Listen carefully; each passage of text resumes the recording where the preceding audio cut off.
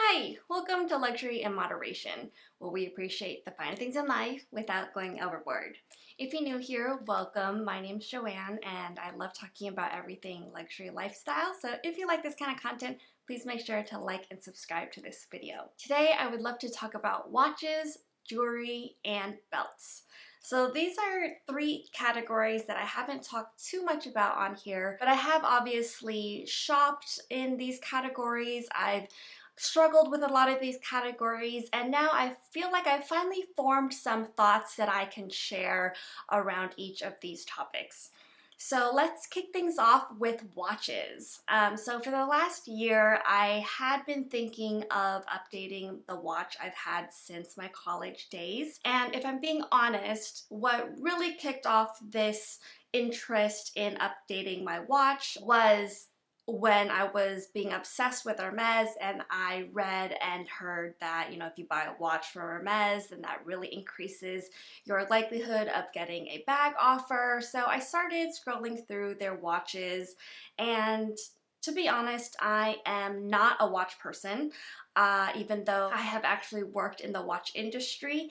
And after a few years, I realized I'm just not an enthusiast, but I do know a lot about watches. I know, the brands that have all the history in them. I know that, even though Chanel started out as a fashion brand, they've really built up their credibility in watches. So they are actually really respected as a watchmaker. And I know that Hermes has been trying to do the same. They've been making watches or partnering with watchmakers for a very long time, but in recent years, they've been trying to up the profile of their watch category. And one way that they do this is by producing more and more styles in it. And the other way of increasing the importance of the watch category is to incentivize people to buy their watches. Then you start hearing, ooh, if you buy a watch from them, then it really develops that relationship with your SA. So Hermes watches have definitely gotten a lot more interest and talk in the last few years. Well, I definitely was not interested in their iconic H watch. It has a large H as the frame of the watch, and I don't think that's very cute. But as I was scrolling through their styles, there was not much that I thought was cute. The one watch that did catch my eye was from their Cape Cod collection, and that's because I really loved seeing the links on the watch face of this particular watch. Now, of course, because of this particular style, having a lot of diamonds on the face, this watch cost a lot. And, I was debating, during my Hermes craze whether I really wanted to spend that kind of money. People spend tens, if not hundreds of $1,000s on watches. People tend to think that watches are an investment or they are more worth it because they can live at such a high price point. But then again, Hermes's, watch craftsmanship is not that well respected yet in the watch community because they don't have that history of watches, for example, that Rolex has, right? A lot of their watches are still seen as fashion jewelry. A lot of influencers buy watches as fashion pieces, as jewelry pieces. They are more flashy on the arm versus, having strong technical and mechanicals within the watch itself. So eventually I came to the conclusion that, okay, I wouldn't splurge on this crazy price point of a watch at Hermes, but let me look at the other watches within the Cape Cod collection to see if I liked any of those. So as I was browsing the less expensive versions, I came across some other designs and decided to go into the boutique and try them on. Good thing my boutique did have quite a lot of styles for me to try on. Usually boutiques don't stock every single watch style. You just have to take your chances to see which style your boutique actually has. When I went in to try on Hermes watches for the first time, I was actually very impressed by the ones that I tried on. You can't see from the pictures on the website, but once you go in and see the watches in person, the face is not just a plain blank face. It actually is a lot of glittery little pieces of, I don't think they're diamonds, but maybe they're crystals. That adds more dimensions. It's quite sparkly. It's very beautiful.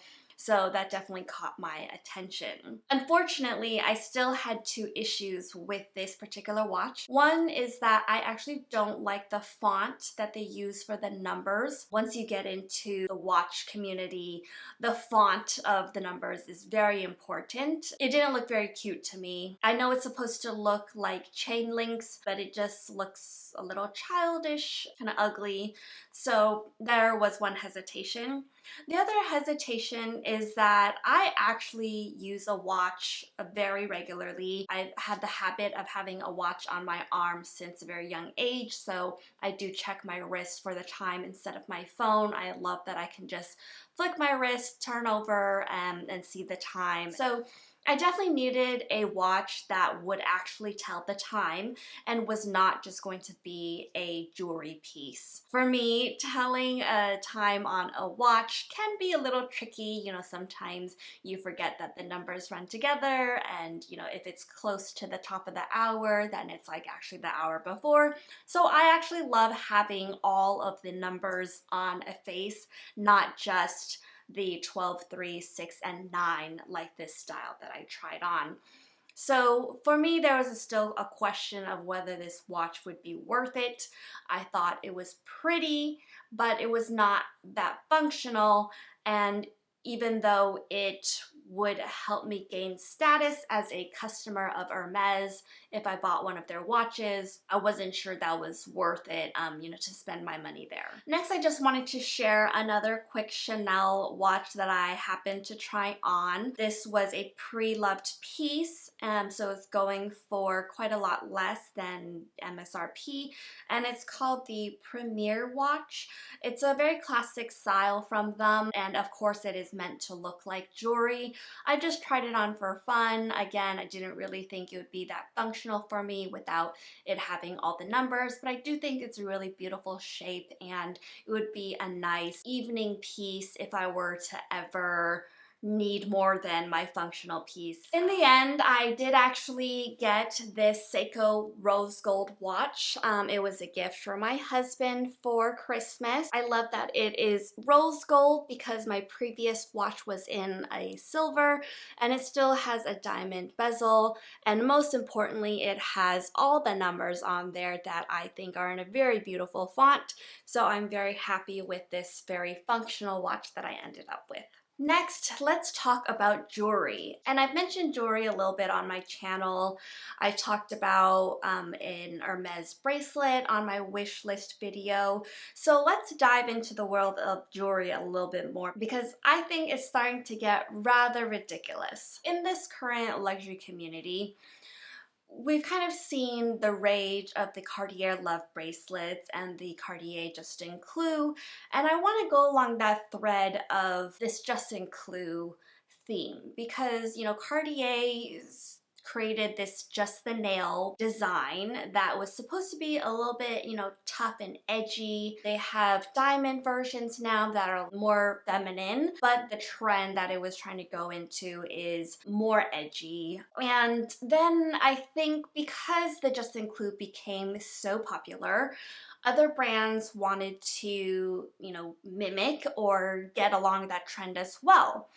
So I did notice that Tiffany created the hardware collection in 2017. It didn't really catch on then, I think. It was maybe a little bit ahead of its time. It was very thick, not very feminine, but now it seems like the hardware collection has started to gain more popularity after, I don't know, 6 years on the market.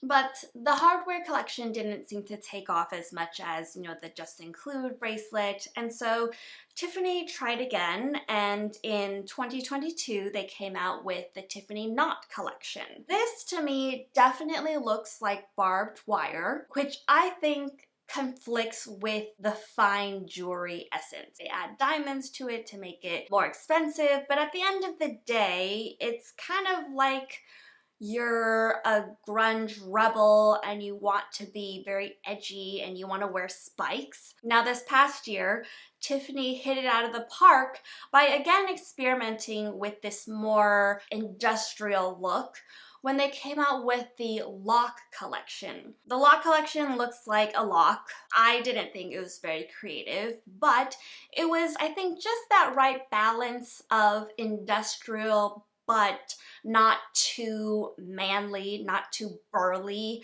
like the hardware collection was. And they were able to make it more feminine by making a bangle that was very thin, you know, add a lot of diamonds on it. It looks just like a very simple cuff. So the lock collection definitely took off, and I think they're very happy with the success of that. And I'm sure, you know, all the other brands are seeing this trend of where jewelry is going, right? They're like, oh, we gotta get into this, you know, hardware industrial space. Everyone's gotta do their own version. And now the most ridiculous thing is that Balenciaga, you know, as much as they're canceled, they're still trying to innovate. They've now come out with a silver tool bracelet, which is inspired by a hose clamp. And it is basically a hose clamp that you can get at your Home Depot. So this is just completely ridiculous. I don't know who would buy this, and I didn't even hear about this on my own. It was actually my husband who saw it as a meme because of how ridiculous it is, and people are just making fun of it. Then I just received an ad from Tiffany about this diamond square wrap bracelet, and tell me what it reminds you of. It has the Justin Clue like nail look. So I guess they're still trying to innovate in that space, and you know, I would say that the love bracelet has definitely fallen a little out of favor. You know, people are getting tired of it when something is so trendy and is such a fad. Of course, things will fade and people will look for the next new thing. So again, every brand is trying to fill that space. Now, just to touch on the bracelets that I am actually interested in my wish list video, I did talk about how the hard cuff type bracelets aren't for me because I type a lot on computers and my wrist just bangs and it's just very uncomfortable.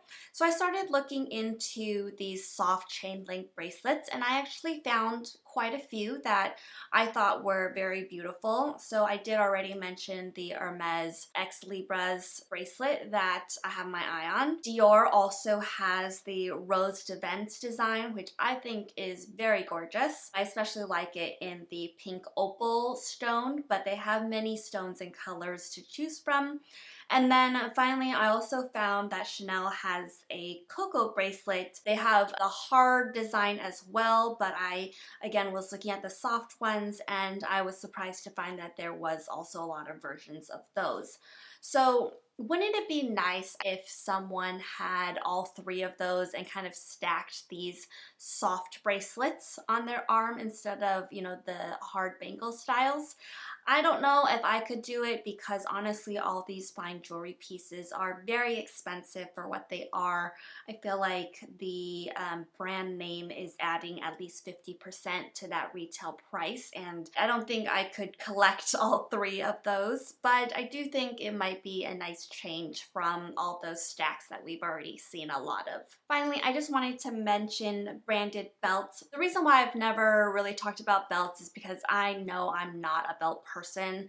I almost never wear belts, even though I wear a lot of dresses that cinch in the waist. They always come with their own belt, and I feel like I'm just not the kind of person to go reach for and make my own outfit with, you know, another belt. I've also had an aversion to branded belts.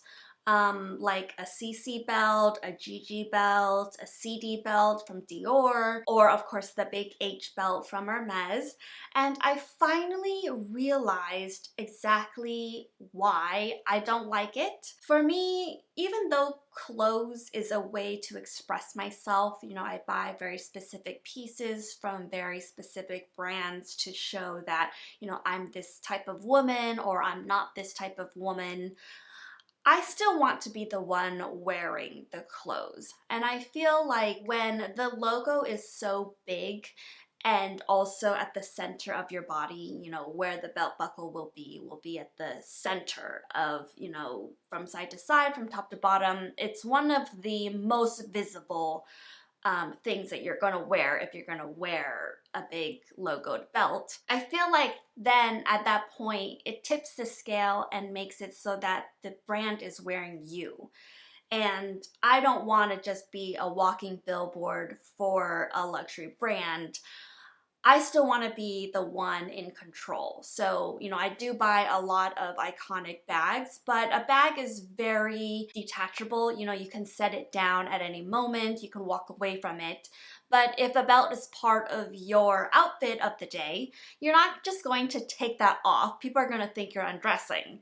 So I came to this realization because I saw the Dior saddle belt on someone, not this particular version, but an older version, and I wasn't able to see her as anything else that day. You know, it was just like a big like Christian Dior person.